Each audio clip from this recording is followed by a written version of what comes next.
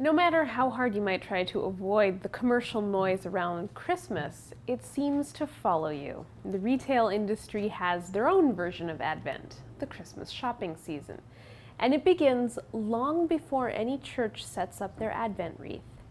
Join us for this look behind all the signs and symbols we've been seeing this Advent season and how they've found a home at the heart of the church.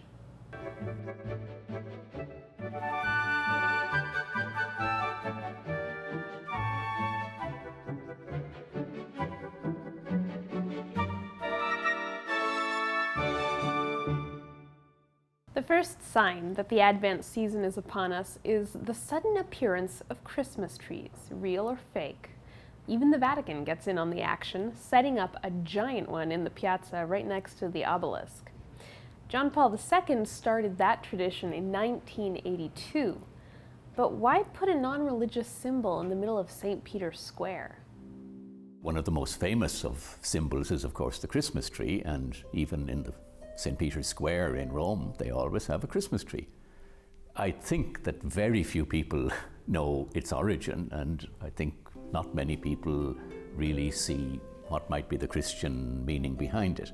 It has a history like everything else, and the history goes way back to the first millennium to a certain Saint Boniface, and he was preaching or fighting with paganism, and he knocked down a sacred pagan tree.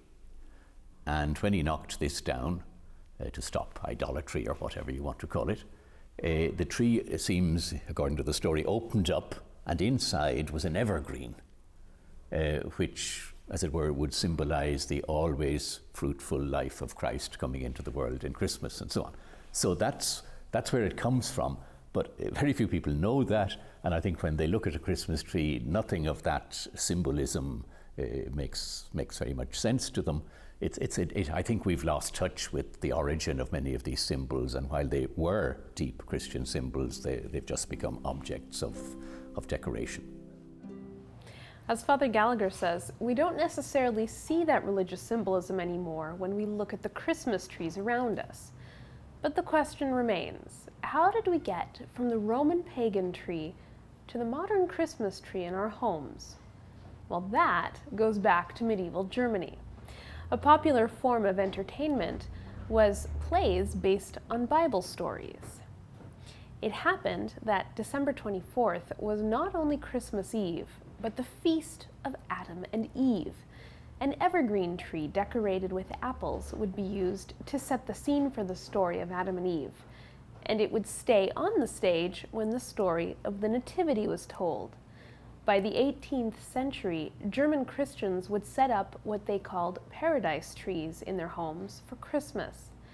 By the following century, the Christmas tree was an established German tradition. When Queen Victoria married Prince Albert of Germany in 1840, she encouraged him to continue his family's traditions. This included setting up a Christmas tree in December, adorned with candles, cookies, fruits, and small gifts. Now, in the same way that royal fashions can set off a global trend today, the Royal Victorian Christmas tree became a coveted household decoration.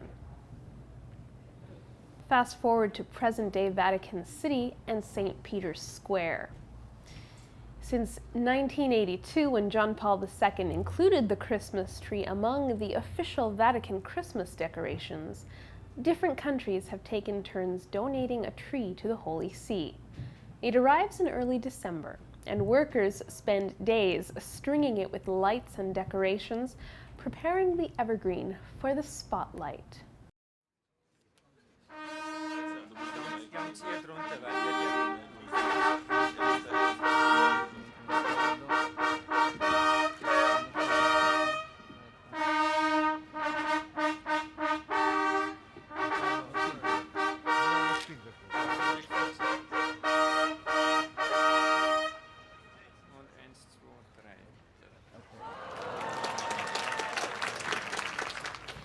Now, having your country's tree stand next to St. Peter's obelisk is an honor and a privilege, and often it's an opportunity for a significant gesture of friendship.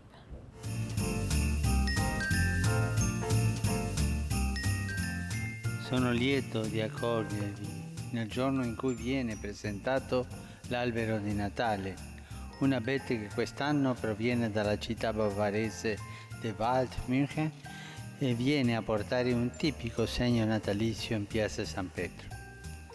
Quest'albero è internazionale. È cresciuto proprio vicino al confine tra la Germania e la Repubblica Ceca. Grazie della vostra presenza.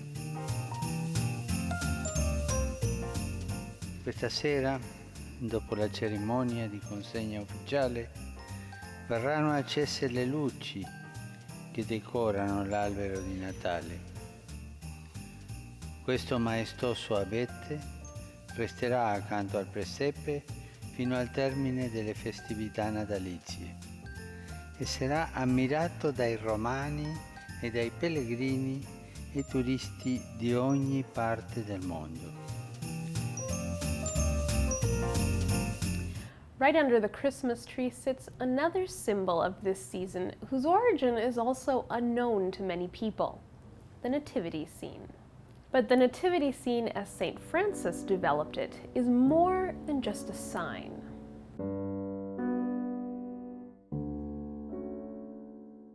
Of all the Christian symbols, the crib or the manger scene is by far the most devotional and the most deeply rooted in the Catholic tradition, although it only began really with St. Francis, so about the 12th century.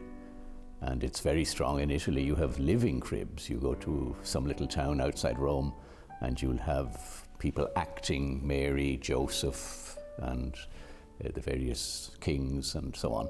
And it's a very alive tradition, it's a very devotional tradition, and it's probably the most eloquent, speaking, spiritual tradition that we've got, as opposed to other things like the Christmas tree and so on. But there's a bit more to it than that.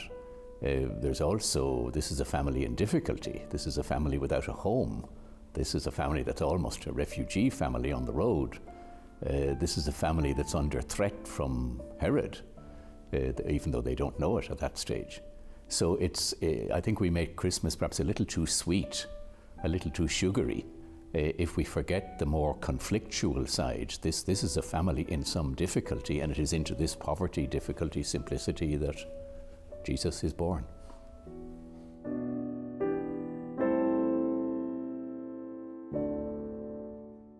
Just like the Vatican's tree, the Nativity in St. Peter's Square is donated by a different city each year and reflects that city's unique charm. Keeping watch over all of this, the tree and the creche, is the unmistakable star guiding the shepherds and marking the spot where the Holy Family rested.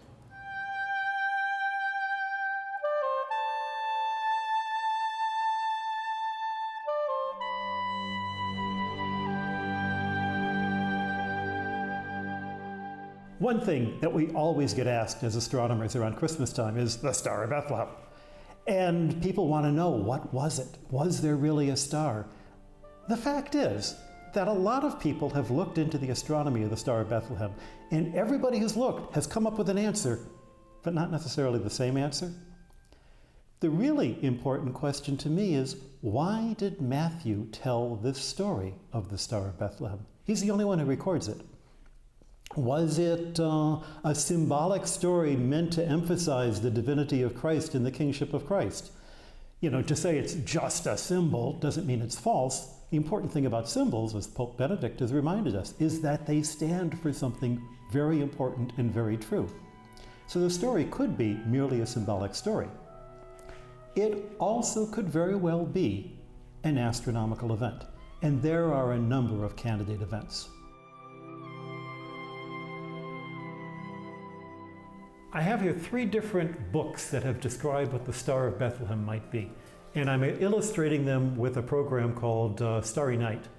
The first one is the idea of Michael Molnar from his book, The Legacy of the Magi, that says the Star of Bethlehem may have been the rising of the sun, which would have occurred at March 29, 4 BC, and as the sun was rising, the astrologers of that time would have been able to calculate the positions of the planets. Even though you can't see the planets because it's daylight, when you look further, you recognize that the planets are all lined up behind the sun.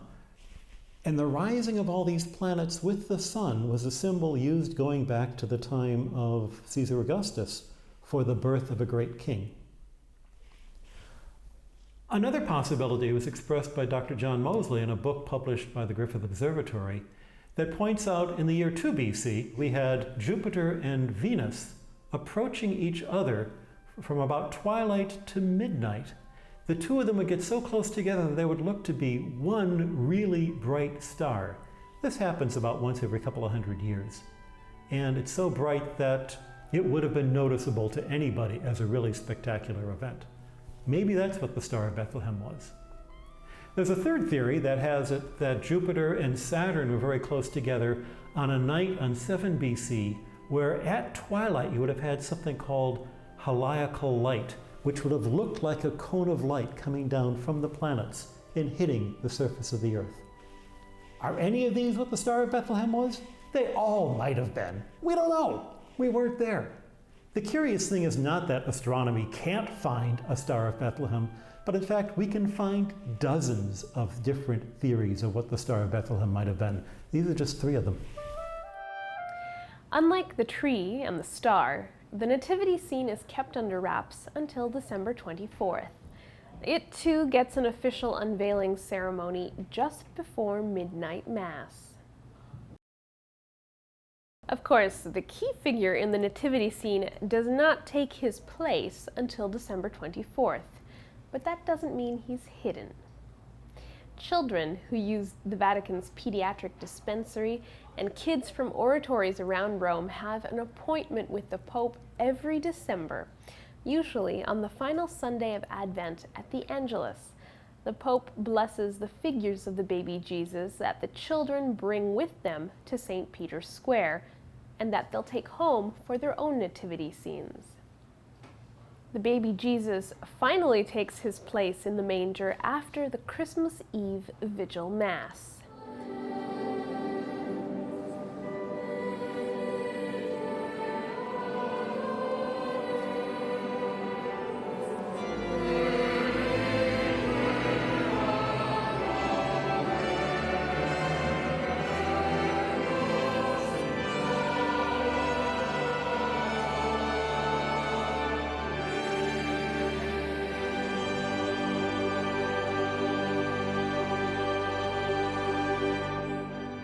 While for the secular world, Christmas Eve and Christmas Day are really the finish line in a marathon of shopping and baking, for the Church, it's just the beginning of a new year, a new life, and a jam-packed schedule of liturgies, which comes after a jam-packed schedule of pre-Christmas audiences.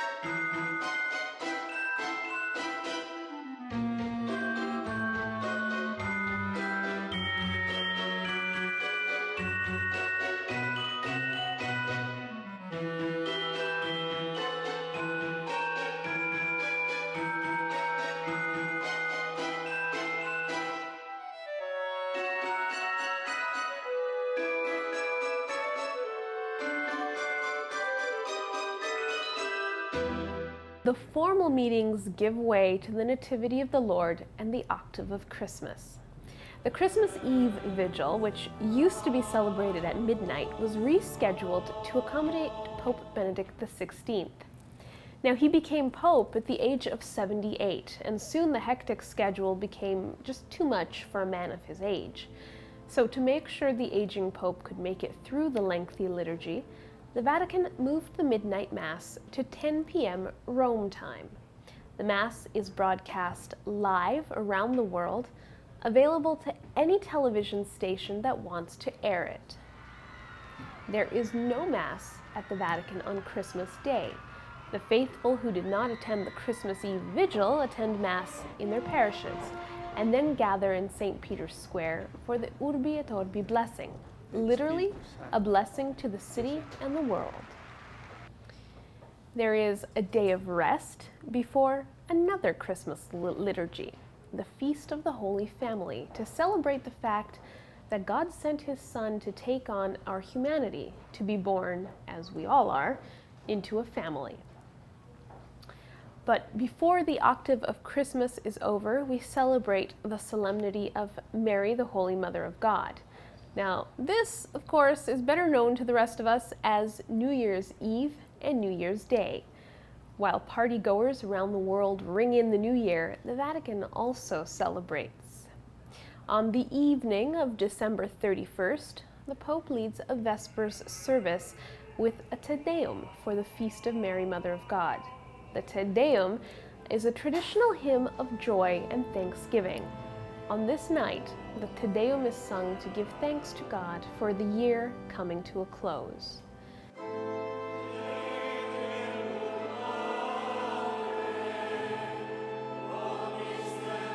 On the first day of the new year, the actual feast day of Mary, the faithful come together to celebrate Mass with the Holy Father at St. Peter's.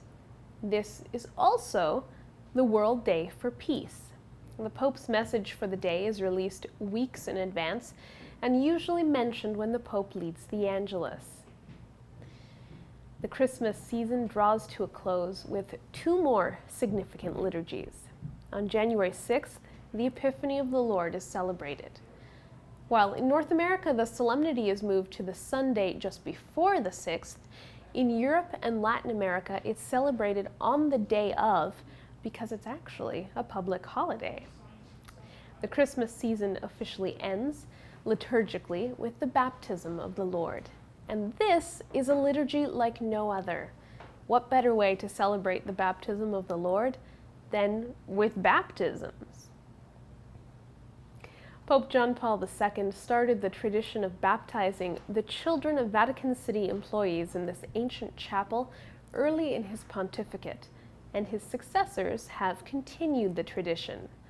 What better way to celebrate the Lord's baptism with baptisms of another generation that will soon learn to love and follow him? While we've been trying to focus on the importance of the Advent and Christmas season, we're actually surrounded by the things that are meant to remind us why we celebrate, even if it is commercially packaged. Thank you for watching, and have a very Merry Christmas.